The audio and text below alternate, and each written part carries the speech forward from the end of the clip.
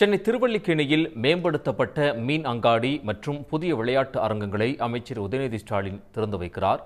இது தொடர்பான கூடுதல் விவரங்களை வழங்குவதற்காக செய்தியாளர் சண்முக பிரியன் இணைகிறார். சண்முகப்பிரியன், விவரங்கள்.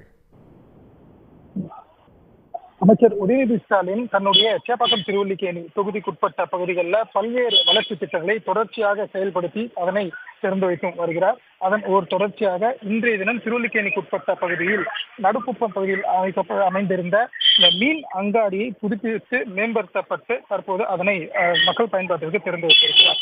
அது மட்டும் இல்லாமல் அதற்கு அருகில் இருக்கக்கூடிய விளையாட்டு மைதானத்தில் புதியதாக கைப்பந்து மற்றும் பேட்மிண்டன் உள் விளையாட்டு அரங்கமும் அமைக்கப்பட்டு அதனையும் பயன்பாட்டிற்கு தற்போது திறந்து வைத்திருக்கிறார். குறிப்பாக இந்த நடுக்குப்பம் மீன் அங்காடியை பொறுத்தவரையில் ஏற்கனவே இந்த அந்த அங்காடியை தற்போது சீரமைத்து மேம்படுத்தப்பட்டு அதுக்கு 26 லட்சம் ரூபாய் செலவில் புதுப்பிக்கப்பட்டிருக்கிறது. தற்போது அதன் திறந்து வைக்கப்பட்டிருக்கிறது.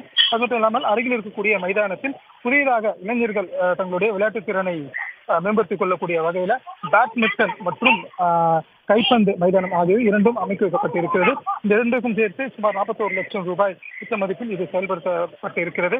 இவ்வாறாக 2 புதிய பணிகளையும் முடிவு பெற்ற நிலையில் அதனை தற்போது திறந்து வைத்து பொதுமக்கள் பயன்பாட்டிற்கு அமைச்சர் உதயநிதி ஸ்டாலின் தற்போது திறந்து வைத்திருக்கிறார். இந்த நிகழ்ச்சியை பொறுத்தவரையில் அமைச்சர் உதயநிதி ஸ்டாலினுடன் சேர்ந்து சென்னை மாவட்ட மேயர் பிரியா, துணை மேயர் மகேஷ்குமார் மற்றும் இந்த பகுதியை சேர்ந்த நிர்வாகிகளும் அதே போன்று ஏராளமான மாநகராட்சி அதிகாரிகளும் இந்த நிகழ்ச்சியில் பங்கேற்றிருக்கிறார்கள்.